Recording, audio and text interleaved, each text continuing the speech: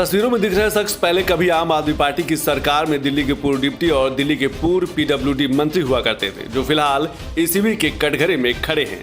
दरअसल आम आदमी पार्टी की मुश्किलें एक बार फिर बढ़ती नजर आ रही हैं। आप नेता और दिल्ली के पूर्व डिप्टी सीएम मनीष सिसोदिया और दिल्ली के पूर्व पीडब्ल्यूडी मंत्री सत्येंद्र जैन के खिलाफ कथित शराब घोटाले और मनी लॉन्ड्रिंग केस के बाद 2000 करोड़ रुपए के एक और बड़े घोटाले का केस दर्ज हुआ है, जिसके बाद एसीबी ने दोनों नेताओं के खिलाफ 2000 करोड़ रुपए के कथित घोटाले के मामले में एफआईआर दर्ज की है। एक्चुअली एसीबी में हमें कंप्लेंट रिसीव हुई थी, जो कि फॉर्मर हमारे डिप्टी सीएम हैं श्री मनीष सिसोदिया जी, और जो फॉर्मर पीडब्ल्यूडी मिनिस्टर हैं श्री सत्येंद्र जैन, उनके अगेंस्ट कंप्लेंट रिसीव हुई थी। और ये मामला ऐसा है कि यहाँ पे स्कूल्स में क्लासरूम्स कंस्ट्रक्ट हुए थे मोर देन 12,000। उसके अंदर काफ़ी कॉस्ट एस्केलेशन हुआ। जो टेंडर्ड अमाउंट था वो कुछ और था, और कॉस्ट एस्केलेट होते होते वो फिर फाइनल जो अमाउंट था वो काफ़ी ज़्यादा हुआ और काफ़ी ज़्यादा loss to the government exchequer हुआ। इस रिगार्डिंग हमें कंप्लेंट रिसीव हुई थी, उस पर हमने इंक्वायरी करी और ड्यूरिंग लेटर स्टेजेस हमने एफआईआर रजिस्टर करी। आम आदमी पार्टी का मुसीबतों से पुराना नाता रहा है। मुसीबतें इनके घर बिन बुलाए मेहमान की तरह आती हैं और दोनों नेताओं के ऊपर करप्शन का यह मामला क्लासरूम और स्कूल बिल्डिंग के निर्माण से जुड़ा हुआ है, जिसमें दोनों ने भारी भरकम घोटाला किया था। अब आप दोनों नेताओं के घोटाले से जुड़े मामले को तफसील से समझ लीजिए। आप सरकार के कार्यकाल के दौरान 12,478 कक्षाओं या भवनों का निर्माण किया गया था, जिसमें अधिक लागत बताकर 2000 करोड़ रुपए के घोटाले को अंजाम दिया गया।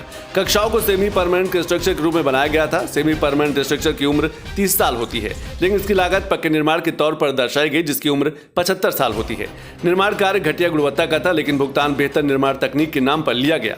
परियोजना की लागत में भारी वृद्धि हुई, फिर भी एक भी निर्माण कार्य समय पर पूरा नहीं हुआ। निर्माण में प्रयुक्त सामग्री की गुणवत्ता सवालों के घेरे में, जिससे बच्चों की सुरक्षा पर भी खतरा पैदा हुआ है। परियोजना से जुड़े ज्यादातर ठेके भी आपसे जुड़े लोगों को दिए गए हैं।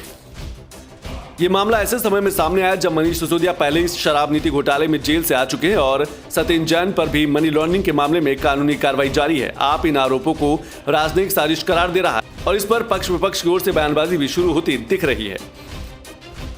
देखिए, हमें ऐसा लगता है कि भारतीय जनता पार्टी की सरकार कुछ अपना काम तो कर नहीं सकती है, और जिस तरीके से मनीष सिसोदिया जी पर और हमारे बाकी लीडर्स के ऊपर केस दर्ज किए जाते हैं, मुझे तो लगता है कि अब एक केस ये भी दर्ज होगा कि मनीष सिसोदिया जी सरकारी कुर्सी पे क्यों बैठे थे। मनीष सिसोदिया जी वहाँ कॉमा और फुल स्टॉप लगाना उस कागज में क्यों भूल गए, इसके ऊपर भी एक एफआईआर दर्ज होगी। तो इनको 5 साल तक भारतीय जनता पार्टी की सरकार को कोई काम नहीं करना है। इनको बस यही ड्रामेबाजी करनी है। कभी इस मामले पे केस दर्ज कर दिया, कभी उस मामले पे केस दर्ज कर दिया। मैं फिर से कहता हूं, ये महज इत्तेफाक नहीं हो सकता है। लेकिन आज जब भ्रष्टाचार निरोधक शाखा ने शिक्षा एवं शिक्षा सुधार के नाम पर क्लासरूम के निर्माण में घोटाला करने पर आम आदमी पार्टी की सरकार में उप मुख्यमंत्री रहे मनीष सिसोदिया और जेल में मसाज कराने वाले मंत्री सत्येंद्र जैन के खिलाफ एफआईआर दर्ज की है। हमारी एक मांग ये भी है कि मनीष सिसोदिया सत्येंद्र जैन के साथ साथ anti corruption branch Arvind Kejriwal की भूमिका की भी जांच करें। आप नेताओं के खिलाफ भ्रष्टाचार की शिकायत पहले ही भाजपा सांसद मनोज तिवारी ने 2019 में जोन 23, 24 और 28 के सरकारी स्कूलों में कक्षाओं के निर्माण में करप्शन का आरोप लगाते हुए दर्ज कराई थी, जिसमें क्लासरूम में घोटाले का जिक्र किया गया था। अब आप इसे भी सिलसिलेवार ढंग से समझ लीजिए। 2019 में भाजपा सांसद मनोज तिवारी ने कक्षाओं के निर्माण में भ्रष्टाचार की शिकायत दर्ज कराई थी, जिसमें उन्होंने कहा था कि एक कक्षा के निर्माण में 5 लाख रुपए का खर्च आता है, जबकि आपकी सरकार ने 25 लाख रुपए खर्च किए हैं। इसके बाद केंद्रीय सतर्कता आयोग ने इस पूरे मामले की जांच की, जिसमें कई और अनियमितताएं निकलकर सामने आई हैं।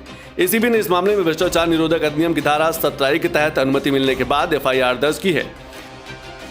एसीबी ने इस पूरे मामले को लेकर कहा कि सभी दस्तावेजी सबूतों और खर्चे की जांच के बाद इस घोटाले की पुष्टि हुई है। अब इस मामले की गहन जांच की जाएगी।